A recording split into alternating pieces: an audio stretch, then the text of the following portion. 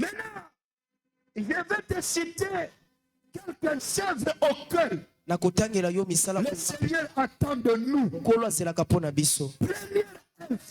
œuvre. Les œuvres comme comportement. Toutefois. Non, toutefois. La foi. Toutefois, appliqué à celui qui n'a pas de bon comportement. Ta foi est morte. Tout celui qui a la foi, mais tu as un mauvais comportement. Tu as une vie mauvaise cachée. Tu sembles venir à l'église mais avec un mauvais comportement. Tu es à l'église avec la vie d'hypocrisie. Tu es à l'église impoli à ta femme, impoli à ton mari, impoli à tes parents. Même si tu viens à l'église, votre foi n'a pas de bonnes œuvres. La première bonne œuvre, c'est le comportement. Écoute, la Bible dit ajouter à la foi les bonnes manières de vivre. Et les bonnes manières de vivre, c'est le bon comportement. Et le premier bon comportement, c'est avoir salué. Oh. L'impolitesse d'un homme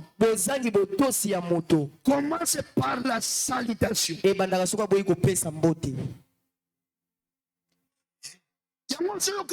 Paul, saluez Prisca, saluez. Saluez-vous les uns les autres avec un saint baiser. Yaya, epese liambote na yo. Yes. Et là, ça a déjà causé impoli. Toza mto malunga te. Yo so leka batu. Wa. Otaba wa. So komi yaya epese li. Okosa la po pesa kambote. O isama kam toko tanga na toko te na église te. Mais lokola tozalaki mal éduqué biso ba oyo tokola na bamboka. Toyekola konga kata na église. Po école faut que na koyebisa bino makambo ngo bakomi kolinga bino na école.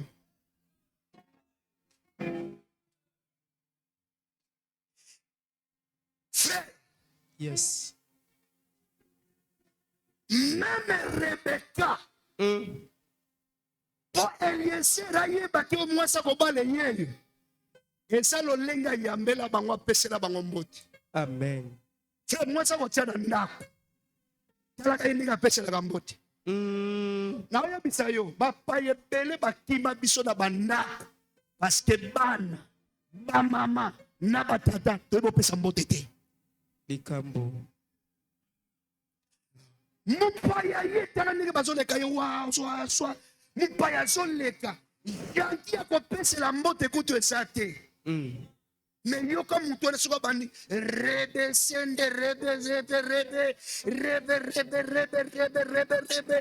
Est-ce que yo pesela mbote yo? Et nasi akuna même dans l'église soko ye. Apprenez de l'habitude sur le kukuta. Il sait que pendant il y a 17h, 11h, il y a 19h. C'est comme un frère bonsoir. Mais rien. On dirait au tika qui est logo. Oui. Impoli.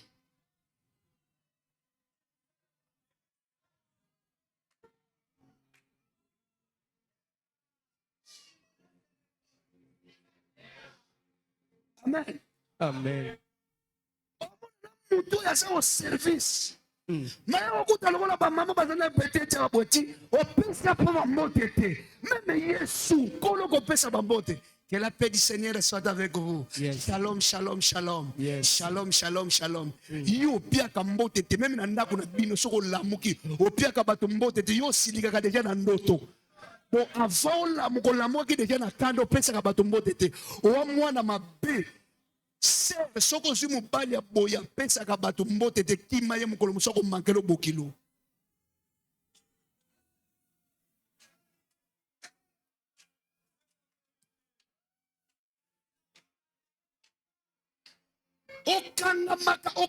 Okanga mbunzi yo na nani. Oswana na nani. Soko zwa déception na vie. Etali biso. Oh. banda koya na église oyo vimbi lokola totrodombo oye na kanda osoki na kanda mutu akufa mutu achanja tokufa nzala tochanja fone la kanda na yo mais to comprendre koza impoli mais na koyebisa yo ke po toyeba yo koza mwana nzambe il faut ajouter de bonnes œuvres. Parmi les bonnes œuvres, c'est le bon comportement. Ajouter à la foi les bonnes manières de vivre.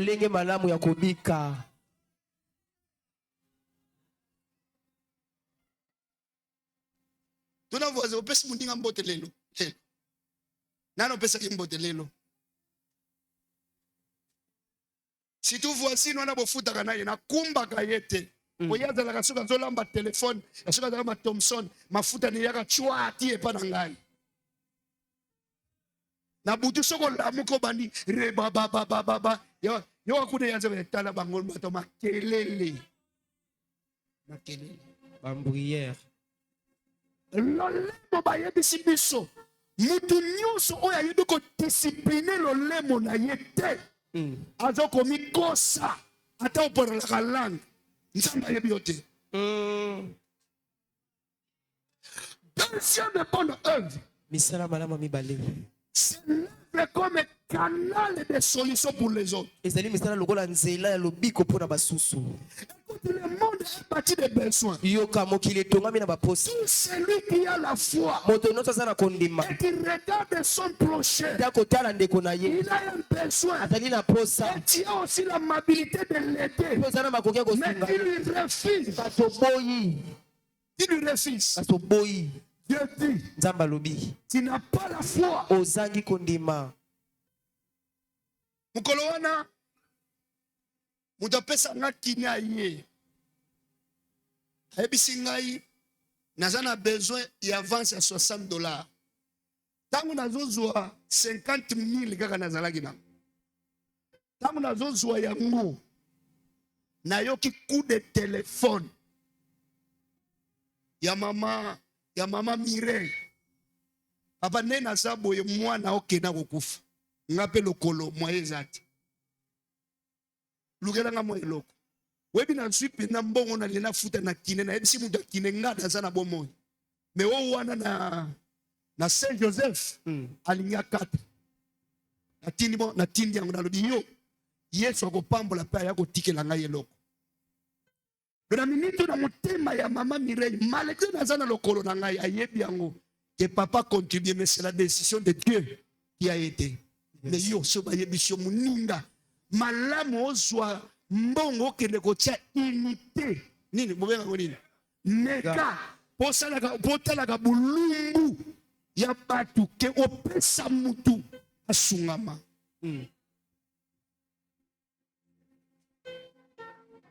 asungama bakete tokoma wapi nous voyons même les gens qui est de la famille. Yo mukamika peta zo pesa nga sango lelo na tongo. Abengi bise pa mama Marlène, donc ne ko zo demisa ke los. Ano pesa ona le sengo nyos. Auto zo demisa ke los. Bible zolo baboy. Yes. Il y a plus du bonheur à recevoir. Hein? C'est ça. Ah.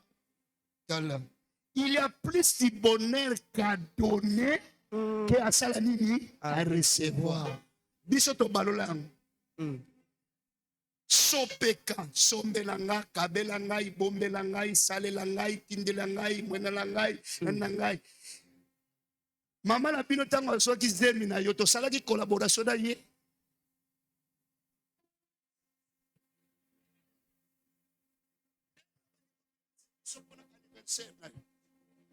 Neni obani ko menacer biso pona anniversaire na.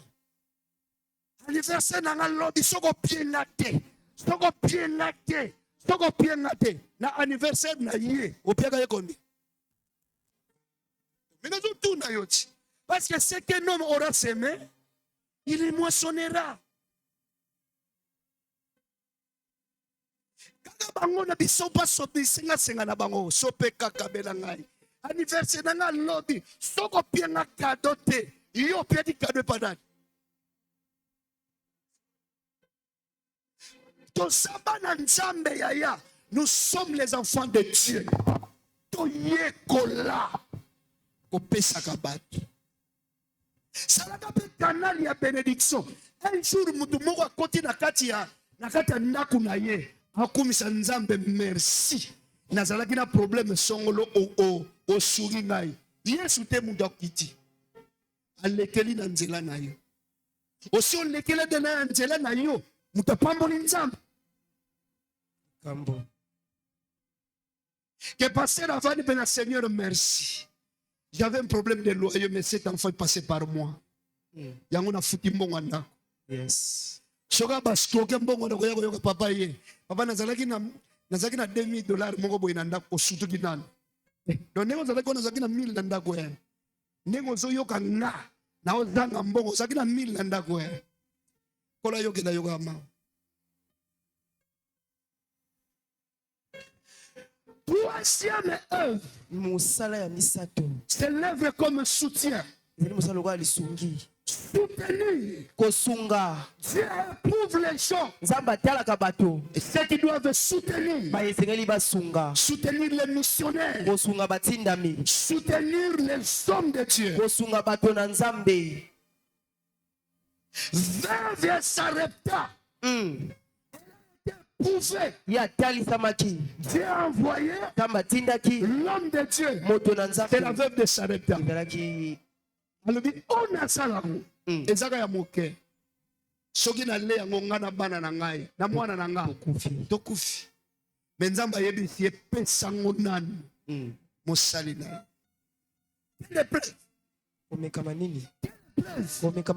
Mais cette dame a éprouvé.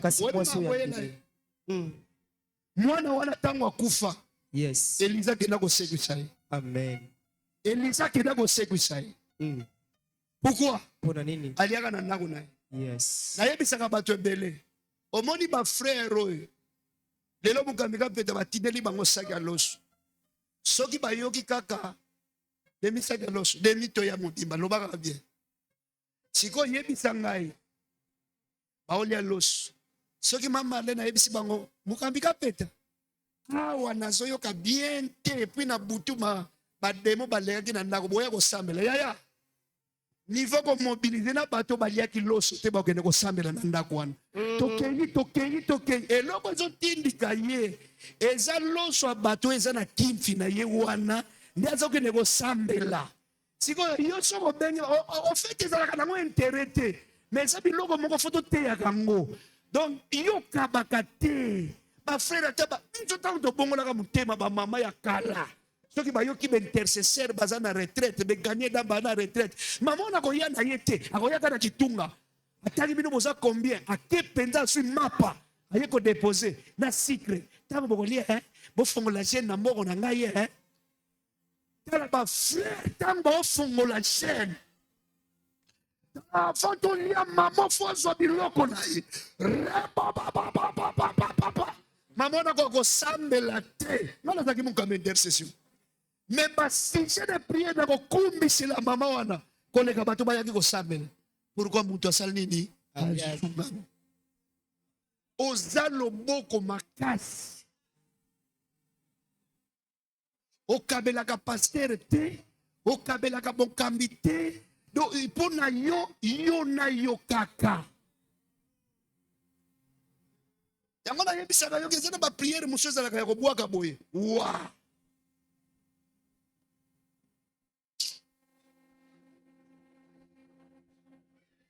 Tone no voice, nani aliaka biloko, nani aliaka. Tune nani aliaka mbongo na, tune nani aliaka. Nani? Aliaka mbongo. Aliaka mbongo. Bon. Avant-dernier. Avant-dernier. Quelle œuvre? Œuvre comme supplier aux besoins de l'église. Supplier aux besoins de l'église. Dieu fait tracasser l'église. À tout Misaka. Dieu, pour prouver la foi des membres de l'église, il fait tracasser l'église. Parfois, c'est Dieu lui-même qui crée des dépenses de l'église. Boyeka boye pas groupe koufi nene koufi tozana na makambo ya karo sikoyo groupe lisu, ça c'est Dieu. Et Dieu éprouve les cœurs. Comme il a bato vaniko ima église mbongo eleki. Ale bokoyoka na suna nzambe de. Nzambe. Pour que Dieu prouve les cœurs. C'est un Dieu de tracasserie. Moïse appela Bethsazar, Olympia, et tous les hommes habilités dans l'esprit desquels l'Éternel avait mis de l'intelligence, tous ceux dont le cœur était disposé à appliquer à l'œuvre pour l'exécuter.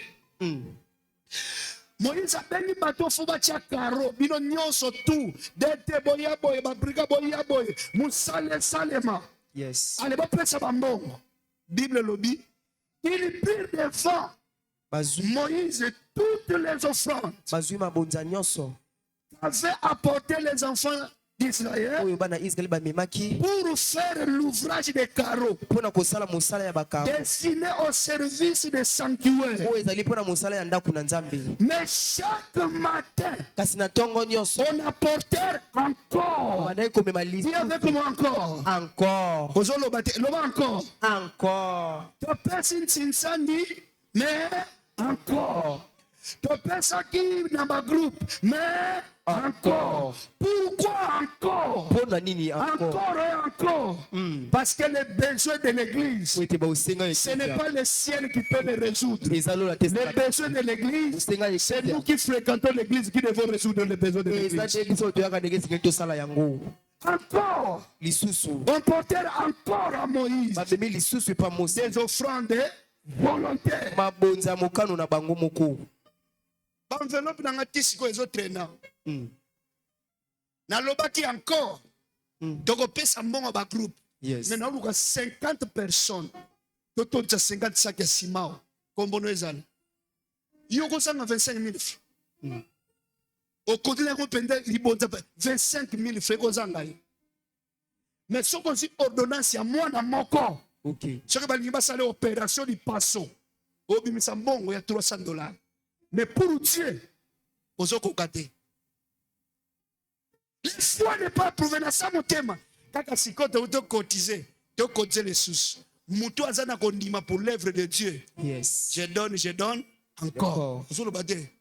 J'ai donné, je donne encore. J'ai donné, je donne encore.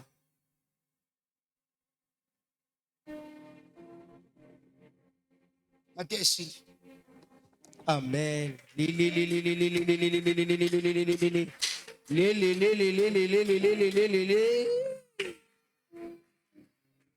Matthieu, ici.